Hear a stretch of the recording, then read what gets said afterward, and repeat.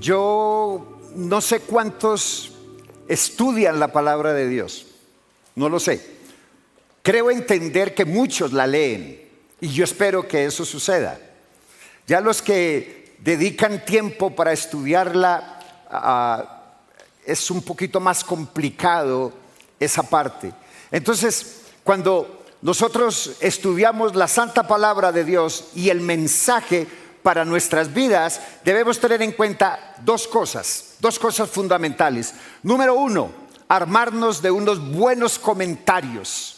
Hay excelentes expositores bíblicos, exegetas, que hacen una disertación muy interesante acerca de cada versículo de la Biblia. Entonces necesitamos acompañarnos de unos buenos comentarios, pero sobre todo estar dispuesto a aprender. Y en el estudio exegético de la carta de Santiago me acordaba de un dicho que sonaba mucho en mis tiempos y que creo que todavía sigue sonando hoy, muchos lo siguen practicando. Póngale cuidado. Y usted me va a decir, si usted se lo ha dicho, lo ha pensado alguna vez, es que yo no quiero que mis hijos pasen por las que yo he pasado. Es que yo no quiero que mis hijos sufran lo que yo he sufrido. ¿Sí? Si usted me dice que nunca ha dicho eso, me parece que hay un poquito de engaño ahí, porque uno siempre dice eso. Es que yo no quiero que mis hijos pasen. Cuando usted recibe a su hijo, cuando usted lo ve crecer, es que yo no quiero que mis hijos pasen por lo que yo he pasado. Por eso trabajo tan duro. Por eso, ¿cómo es que dice? Trabajo de sol a sol, dicen los paisas. Trabajo de sol a sol para que mis hijos no pasen por la que yo he pasado. Hermano, yo entiendo que ese dicho está lleno de muy buenas intenciones, pero el infierno está lleno de personas con buenas intenciones.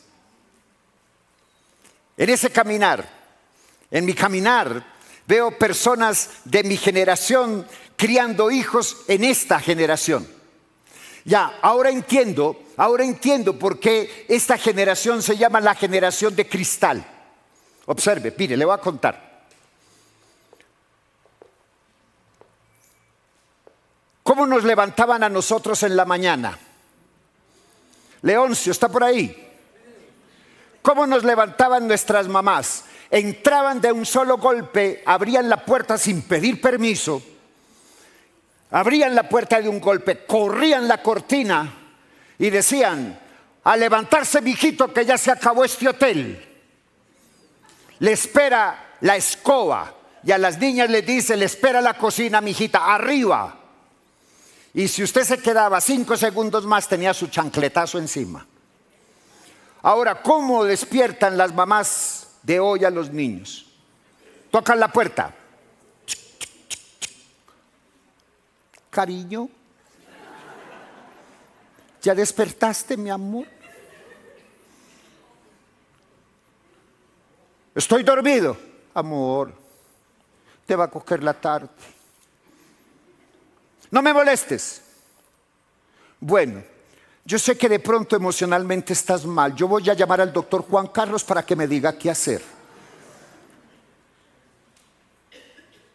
Cuando en la época de nosotros decimos eso, más esperábamos nosotros, no habíamos terminado y ya teníamos la boca aquí atrás, del tanganazo que nos daban. Y no porque eso sea correcto, pero así nos criaron.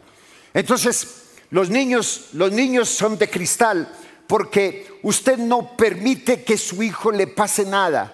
Su niño usted no pone a su hijo descalzo, jamás. ¿Qué tal? Le dan hongos en los piececitos, le da onicomicosis. No, qué pesar de mi niño. En la época de nosotros nos daban zapatos hasta que cumplíamos 10 o 12 años y nos ponían a caminar por la calle a sol con el pavimento caliente y le reventaban a uno las ampollas y le decía a uno a la mamá: para que aprenda a ser pobre, mi hijo. Entonces, por eso estamos creando una generación tan endeble, una generación de cristal. Cuando Cuando yo hago que ese dicho sea una realidad, estoy forjando una sociedad mediocre y orgullosa. Pienso que el que no se equivoca no crece. Escúcheme, el que no se equivoca no crece. El que no sufre no madura. El que no lucha no consigue. Hermanos, si realmente amamos a nuestros hijos, es necesario que ellos aprendan a cometer errores, que ellos aprendan de sus errores para que no sean dependientes de usted. Hablaba en la reunión de hombres el sábado, el día de ayer, que decían que así tuviera 50 años, yo le enseño, 50 años yo lo disciplino. Si usted a su hijo con 50 años todavía lo sigue disciplinando, usted cometió un error gravísimo, porque si usted tiene que enseñarle a su hijo cuando todavía tiene 50 años, o es un bombril o se perdió el tiempo. Entonces, es necesario que nuestros hijos aprendan de sus errores para que sean verdaderamente independientes y aprendan a valorar lo que tienen y lo que hagan. Ahora bien, yo interpreto que mi Padre Dios quiere que tú y yo seamos salvos, ¿verdad? Amén. ¿Cuántos me dicen amén? Bien, es por eso que Él nos guía a través de las pruebas al conocimiento y a la madurez espiritual. La Biblia dice en alguna parte que el Señor no retarda su promesa, según algunos la tienen por tardanza, sino que es paciente para con nosotros, no queriendo que ninguno perezca, sino que todos procedan al arrepentimiento. Creo, sin temor a equivocarme, que eso está por allá en el Génesis, Víctor, ¿cierto? No, ¿en dónde? Primera de Pedro. Y mire, hasta que Dios venga en persona y me diga que estoy equivocado, sigo afirmando lo que he dicho muchas veces. Dios permite que seamos probados. Esto no es para colocarle a Dios antropomorfismos o ponerle a Dios características humanas. Eso es el antropomorfismo. Dios permite que seamos probados, ojo, probados, no para Él darse cuenta de nuestra fe, sino para que por nosotros mismos nos demos cuenta de nuestra fe. ¿Me hago entender? Dios permite las pruebas, no porque Él sea permisivo, no porque Él sea alcahuete. Él permite las pruebas para que nosotros nos demos cuenta cómo es nuestra fe. Hermanos, hay algo que tú y yo debemos tener claro. Las pruebas curten el cuerpo, transforman el corazón y doblegan el orgullo. Eso quiere decir que las pruebas nos vuelven mucho más enseñables. Esa es la única forma de salir de ellas. Mi amado, voy a invitarle para que usted tome su Biblia y vaya conmigo a la carta de Santiago. El domingo pasado, nuestro querido Víctor hizo una disertación introductoria sobre Santiago. Yo no la voy a hacer porque me gastaría aquí todo el tiempo de mi predicación. Pero lo único que sí le puedo decir es que de los pastores más fronteros que yo he conocido en mi historia se llama Santiago, el de la Biblia. Es tremendo ese hombre, la forma tan magistral en que enseña la verdad bíblica a todos. Ya lo tenemos todos, Santiago capítulo 1, y vamos a leer a partir del versículo 12. Santiago capítulo 12, leemos en el nombre del Padre y del Hijo y del Espíritu Santo. Amén. Versículo 12, bienaventurado el varón que soporta la tentación, porque cuando haya resistido la prueba, recibirá la corona de vida que Dios ha prometido a los que le aman. Cuando alguno es tentado, no diga que es tentado de parte de Dios, porque Dios no puede ser tentado por el mal, ni Él tienta a nadie, sino que cada uno es tentado cuando de su propia concupiscencia es atraído y seducido. Versículo 15. Entonces la concupiscencia, después de que ha concebido, da a luz el pecado. Y el pecado, siendo consumado, da a luz la muerte. Que Dios bendiga su palabra y que hoy cada pensamiento vaya cautivo a la obediencia a Cristo. Y la iglesia dice conmigo, amén y amén. Mis amados, mire, muchas comunidades de fe hoy por hoy parecen más que iglesias, parecen centros religiosos más bien destinados al entretenimiento de las personas. Muchas se asemejan a centros comerciales donde la gente va a consumir y no a ser edificada. El discurso de muchos predicadores se enfoca en justificar el actuar ambiguo de la iglesia frente al mundo. Y le dicen a todos sus seguidores que cualquier cosa está bien, bajo frases producidas en el marketing religioso.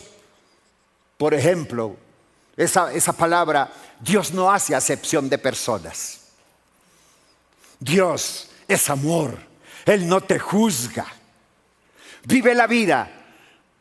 Y me acuerdo por allá de un puertorriqueño que decía, vive la vida loca. Entonces el marketing religioso dice, vive la vida como quieras, porque es una y es un regalo de Dios. Y podríamos pensar en otras muchas frases parecidas donde podríamos hacer que la religión se convierta tan relativista que volvemos a Dios esclavo nuestro. Hermanos, no se le olvide que todo texto fuera de contexto se convierte en un pretexto. Entonces, podríamos seguir hablando de muchas frases parecidas a las que acabo de mencionar, donde la gente va y se comporta como un impío, viven con impiedad en su vida y vienen a las iglesias a que el discurso de un hombre alivie su conciencia. Y lamentablemente la idea del evangelio se ha convertido como en una, ¿cómo se llama? En una mezcla de drogas, podríamos pensar que muchas frases dadas se convierten en, se me fue el término, se convierte como en un cóctel de drogas psicológicas que funcionan más como un paliativo, una droga que se consume como si el mensaje del Señor Jesucristo fuera una mera e hipnótica palabrería. Hermanos, muchos predicadores hoy empacan su discurso en el envase de una bebida energizante y lo venden con el nombre de agua de vida. Las personas pretenden ser estimuladas con predicaciones exitistas de prosperidad y de eterna juventud. Así, la misma iglesia desvirtúa el mensaje salvífico del Señor Jesucristo y lo altera para convertirlo en un cóctel de barbitúricos que nos despegan los pies del piso y nos llevan a vivir un evangelio falso, un evangelio de mera fantasía. Hermanos, y digo de fantasía porque si miro a mi alrededor, mi país, para no ir tan lejos, me encuentro con una sociedad en una completa y total descomposición social, moral, ética, en todos los sentidos, donde el impacto del testimonio de los que decimos que somos cristianos es casi nulo o de pronto nulo. Una actitud religiosa contemplativa que nos enredó desde hace tiempo en la complejidad de lo inútil y de lo estorboso para alejarnos de la esencia vital y de lo más elemental del Evangelio de Jesús.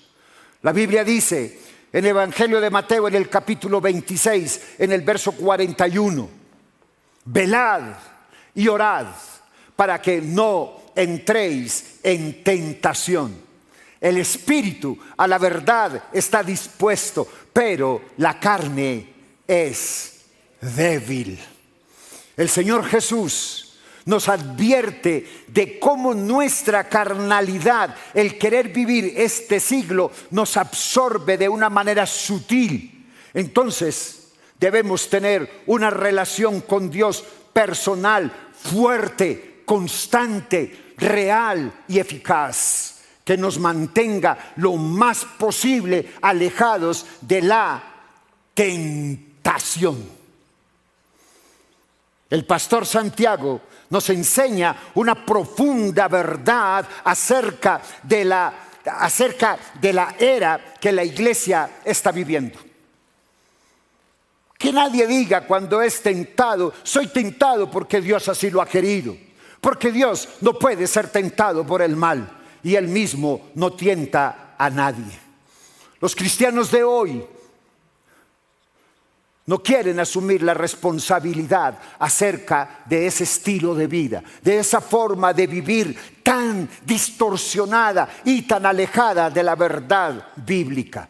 Existe una tendencia cuando somos confrontados por nuestra manera pecaminosa de vivir. Cuando nuestro pecado es expuesto, empezamos a buscar culpables, empezamos a buscar responsables externos y muchas veces de forma necia culpamos a Dios de nuestros fracasos constantes frente al pecado y a la iniquidad. Pretendemos hacer pensar a Dios, a compararnos de forma ingenua nuestra percepción o la idea de Dios de esa forma distorsionada y errónea de vivir. Ayer, en la reunión de hombres, surgió una pregunta. La pregunta que Gildardo le hacía al grupo era: ¿alguna vez usted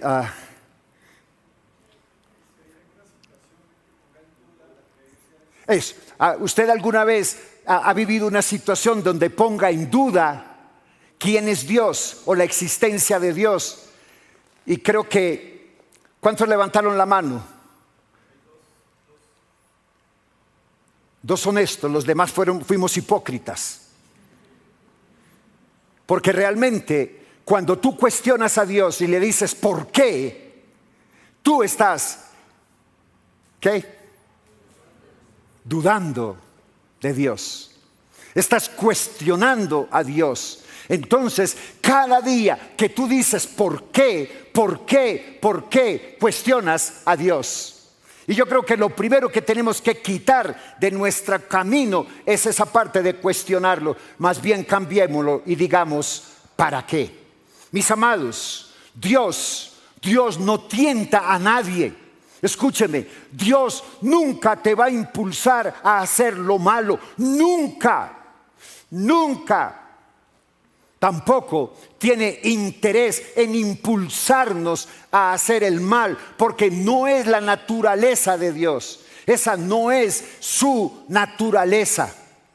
En ese sentido, es importante comprender que Dios y el mal son incompatibles. Y en este aspecto es determinante asumir como seres humanos nuestra responsabilidad frente a las cosas malas que decidimos hacer. Muchas veces escucho decir: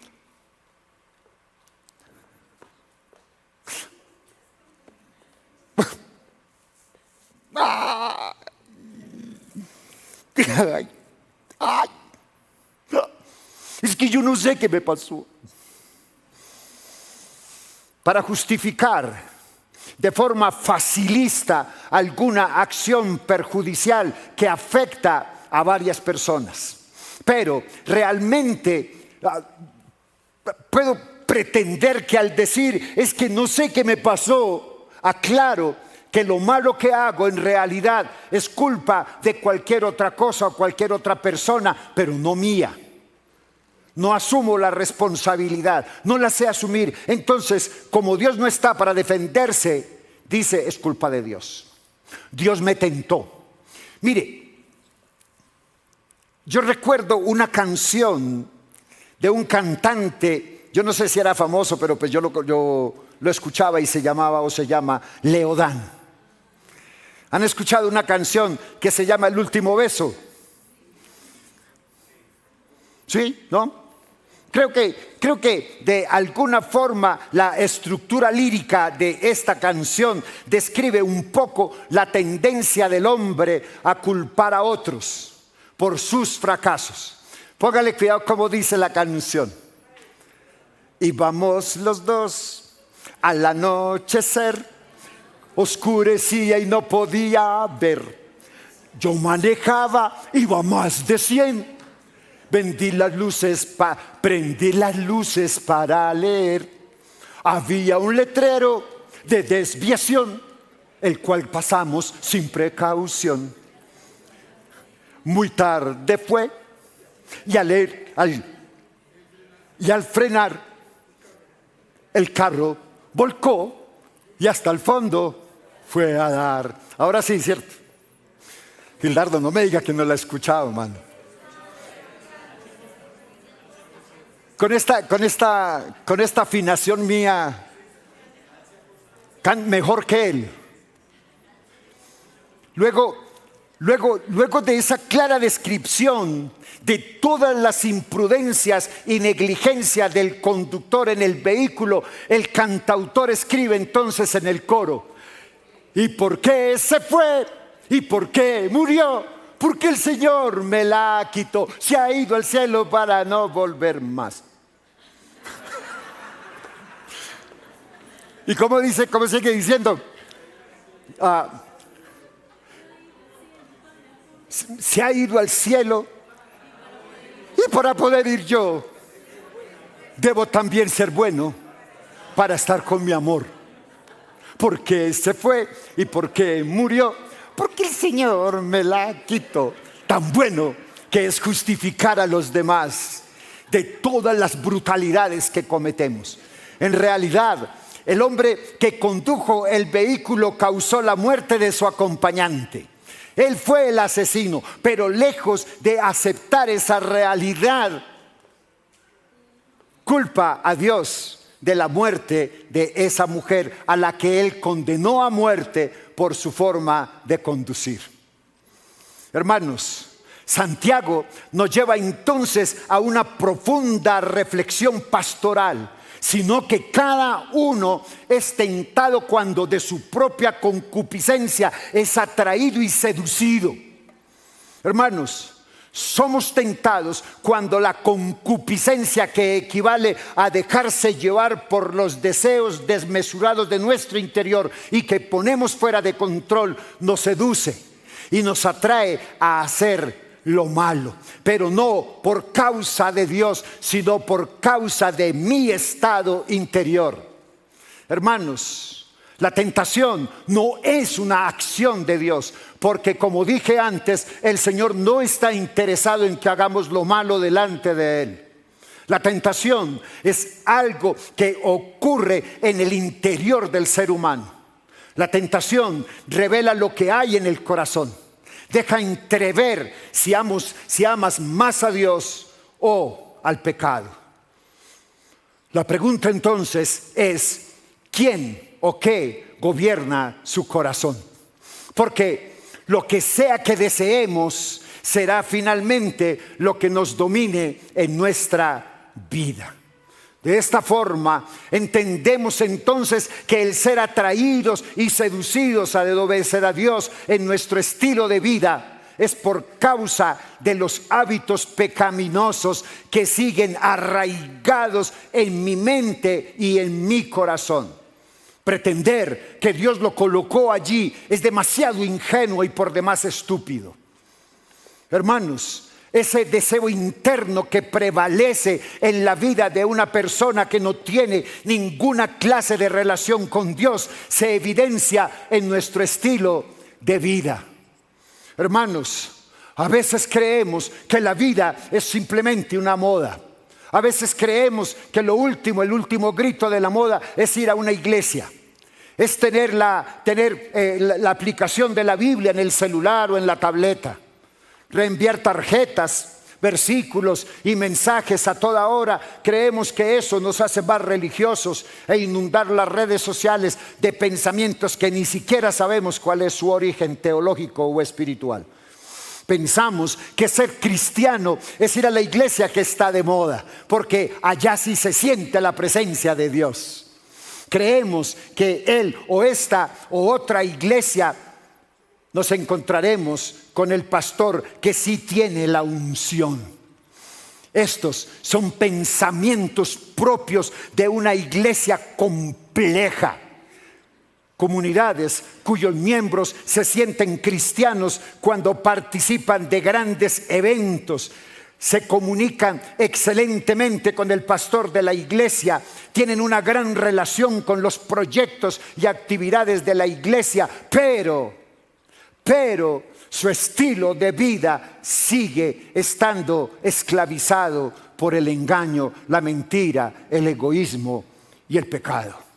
Personas que siguen viviendo conforme a los deseos engañosos de la carne, pero que son incapaces de llevar el fruto del Espíritu Santo porque la presencia de Dios está ausente, o simplemente es ausente porque usted lo sacó de su estilo de vida. Cuando los deseos pecaminosos de nuestro corazón dominan nuestra vida, entonces, al ser seducidos y atraídos por hábitos de vida equivocados y dañinos, se hace permanente en nuestra vida y empezamos entonces a descender hacia el abismo en caída libre.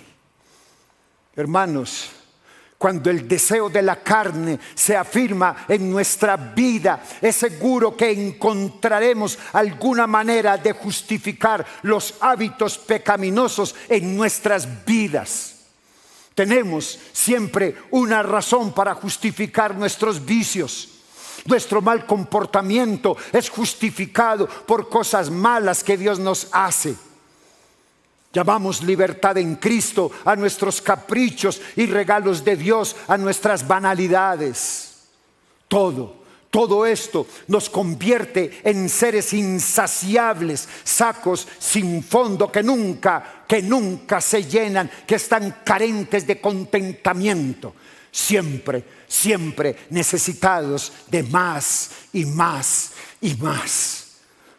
Cuando esa mezcla entre la codicia en nuestro corazón y nuestra tendencia a la autojustificación se da en nuestra vida, entonces se concibe el pecado. En el griego se dice engendrar. Y cuando admitimos el pecado en nuestras vidas y se vuelve un hábito, se vuelve cultural en nuestra vida, nos acostumbramos y el pecado entonces se vuelve rey en nuestras vidas y se vuelve natural, se vuelve costumbre. Hermanos, y una cosa es segura, la muerte. Un cristiano cuya vida no es libre de pecado está muerto porque no lleva fruto, porque no suma, porque no es de testimonio, porque no es portador de las buenas nuevas, porque no ha vivido a Cristo Jesús. Porque el evangelio de Jesucristo no ha sido vida en su vida, porque el evangelio del Señor Jesucristo se ha vuelto en su vida meramente un concepto teológico, no un acto moral, ético, de estilo de vida. Usted, todos los cristianos, debemos entender que si estas cosas pasan en nuestras vidas, que si en este momento usted es como un muerto, o que de pronto está en cuidados intensivos, no es porque Dios lo haya tentado, no es porque Dios lo esté tentando, no es porque Dios lo esté probando con el pecado tampoco. Usted debe de ser lo suficientemente maduro y humilde y reconocer ante Dios que usted es el único responsable de su condición.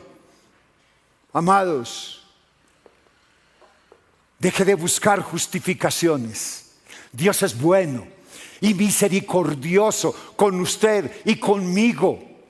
Amados, ¿quiere que le diga algo?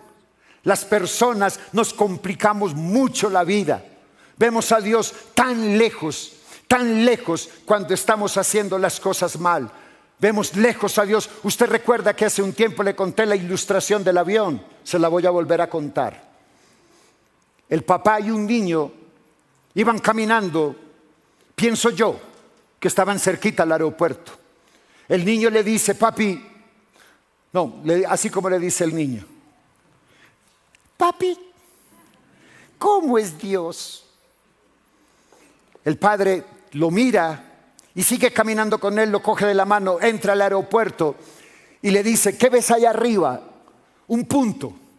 ¿Y qué es? Un avión. Y lo ves distante, lejos, ¿verdad? Sí, está bien. Se lo llevó, fueron a la cafetería, le dio un sándwich con pescado para que sacara las espinas mientras el avión aterrizaba. Y cuando aterrizó el avión, llevó el niño y lo paró frente al avión y le dice, ¿y ahora qué ves? El avión, pero grandísimo. El papá le dijo, así es nuestra relación con Dios. Cuando tú ves a Dios lejos es porque estás muerto en tus delitos y pecados. Pero cuando lo ves tan cerca, tan grande, tan gigante, tan soberano, tan puro, tan lindo, tan hermoso, es porque tu vida es limpia y llena del Espíritu Santo delante de Dios. Si vas a aplaudir al Señor, apláudelo con gozo y con alegría. Hermanos, somos tan complicados que vemos a Dios tan lejos cuando estamos haciendo las cosas mal. Vemos lejos a Dios, y esa es la cualidad del pecado. Ese es el poder del pecado, alejarnos de Dios. Ese es el plan del enemigo, alejarlo a usted de Dios a través del pecado para llevarlo a un estado de muerte. Pero el poder del Evangelio es la gracia incondicional de Dios. Es inconmensurable. El perdón y el amor de Dios está dispuesto y disponible para todo aquel que con humildad pone su vida delante de Dios y determina en su vida no quedarse en el barro y en el lodazal del pecado en el que Satanás te quiere hundir. La Biblia dice en la primera carta de Juan, capítulo 2, versículo 1, hijitos míos, estas cosas os escribo para que no pequéis, y si alguno hubiere pecado, abogado tenemos en el cielo para con el Padre, a Jesucristo el justo. Hermanos, el regalo de Dios para ti y para mí es la sangre preciosa del Señor Jesucristo, que nos limpia y nos salva de la muerte. Hermanos, yo creo firmemente que este texto escrito por el pastor Santiago es un llamado a que seamos una iglesia seria. Él pretendía, la iglesia que pastoreaba en Jerusalén, hacerla una iglesia realmente de discípulos maduros. Y lo que pretende Santiago en esta iglesia en Ifrán es que seamos una iglesia seria, una iglesia que tomemos nuestro rol como cristianos con seriedad y no como algo superficial. La gente se la pasa buscando a Dios en prácticas religiosas y rituales. Pero el primer paso para ser una iglesia integral que con su estilo de vida obedezca al Evangelio del Señor Jesucristo es dejar de lado la autoconmiseración, la autojustificación y asumir delante de Dios nuestra responsabilidad. Es necesario que seamos una iglesia seria en cuanto a nuestra vida cristiana. Hijitos, no tiene ningún sentido reunirnos los domingos dichosos en comunidad si al salir de este lugar nuestra vida sigue siendo igual, si nuestra vida sigue siendo un juego de tibieza. Sabemos que Dios rechaza a los tibios. Amados, es tiempo de ser una iglesia determinada, que no se justifica, una iglesia humilde, que humilla su vida delante de Dios, que reconoce su pecado y recurre a la justificación que salva, a la cruz, a ese Jesucristo que nos limpia y nos levanta de nuestra vida pecaminosa. Hermano, yo quiero hacerle un desafío hoy a usted, a que no huya más en medio de las excusas, en medio de las justificaciones, a no esconderse más detrás de buscar culpables por los errores que usted comete o por los pecados que comete. Hermanos, tú y yo somos Cifrán, tú y yo somos la iglesia. Entonces, como tal, debemos aceptar el desafío de la intimidad con Dios, porque finalmente una iglesia que busca permanentemente el rostro de Dios es una iglesia que con su estilo de vida desafiará al mundo entero. Somos muchos. Somos muchos. ¿Por qué tú te quedas sentado? ¿Por qué no te levantas y buscas uno? Que tu oración todas las mañanas sea: Señor, colócame el que tú quieres que yo evangelice.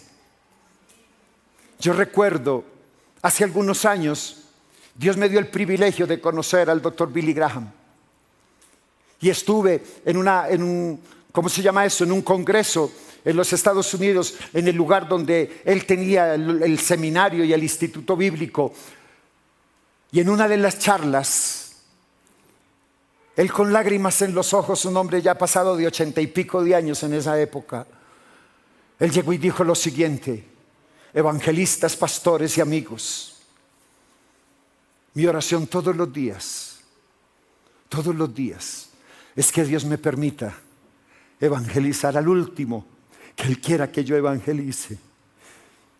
Ese hombre llenó estadios, movió vidas, fundaron iglesias, su ministerio sigue fundando iglesias.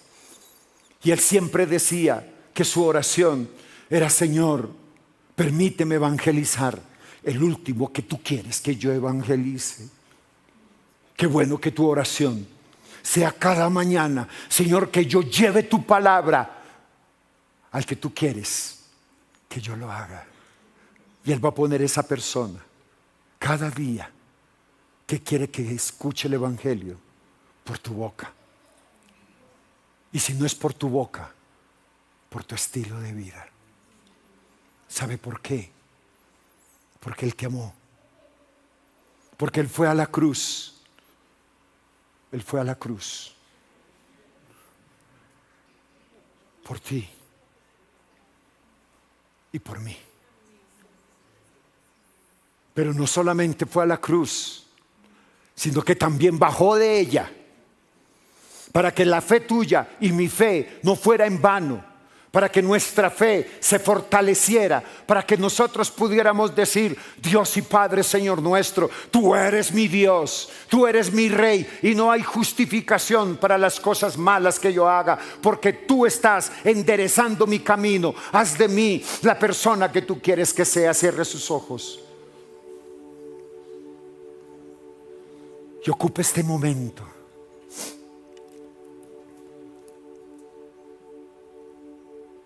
Solo un momento para pedirle al Espíritu Santo que desocupe tu corazón. Pídele que lo limpie. Dile: Señor, lávame, límpiame. Así como dice tu palabra en Isaías: lavaos y limpiaos y quitad la iniquidad de vuestras manos.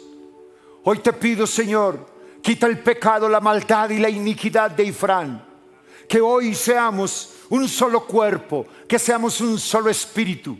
Que hoy juntos podamos Decirte, Espíritu Santo, desocupa mi corazón, que está lleno de maldad, de iniquidad. Arranca de mi mente todo aquello que no te sirve. Quita de mí lo que te estorbe para que te glorifiques en mí.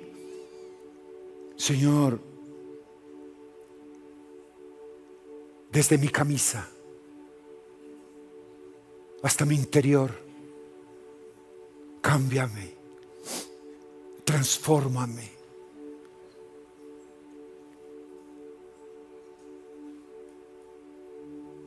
Gobierna mi vida, gobierna mi mente y mi corazón.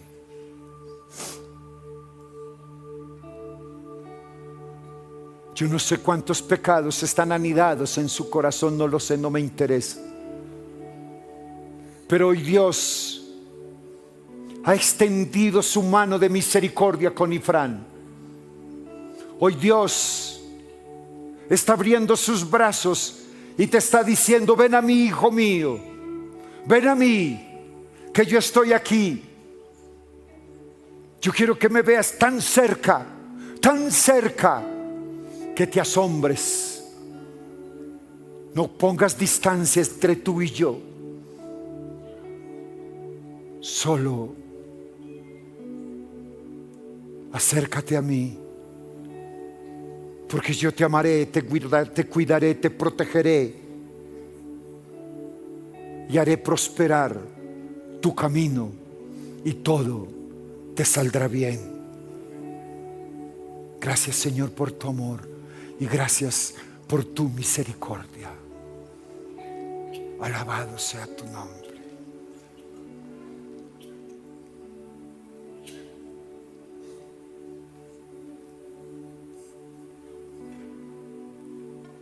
Dispón tu corazón ahí. Sigue clamando, no te detengas. Y dile: Señor, lávame, límpiame. Porque hoy yo no voy a salir de este lugar hasta que tú no me bendigas. Díselo así. No me moveré de este lugar, Señor, hasta que tú no me bendigas. Porque así como Moisés te dijo: Señor, si tu presencia no va conmigo, no nos muevas de aquí. Y hoy, Señor, te pedimos: si tu presencia no está con nosotros, no nos saques de este lugar.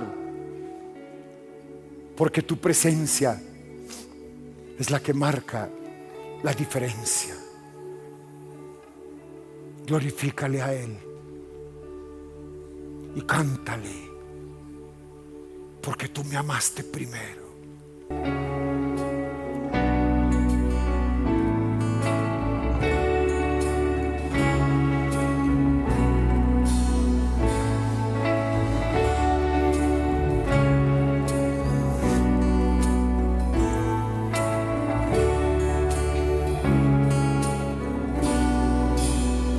No olvidaré, aún recuerdo cuando tu gracia llegó a mi encuentro y cubrió mi necesidad. Yo me rendí,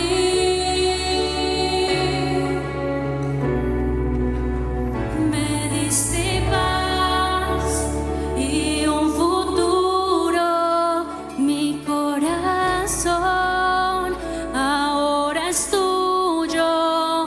Tengo amor solo porque me amaste a mí.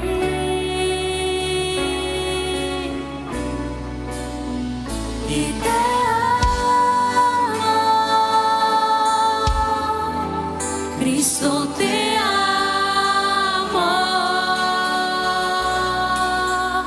Yo te amo porque me amaste a mí.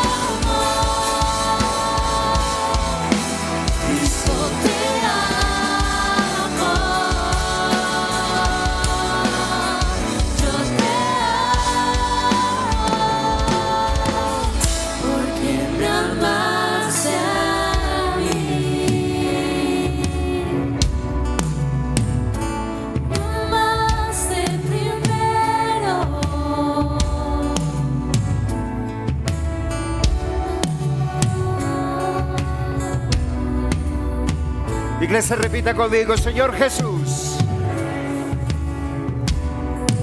gracias porque tú me amaste primero. Y estoy aquí porque a ti te plació, no porque yo quiero, sino porque tú eres mi Dios y tú me amaste. Amén.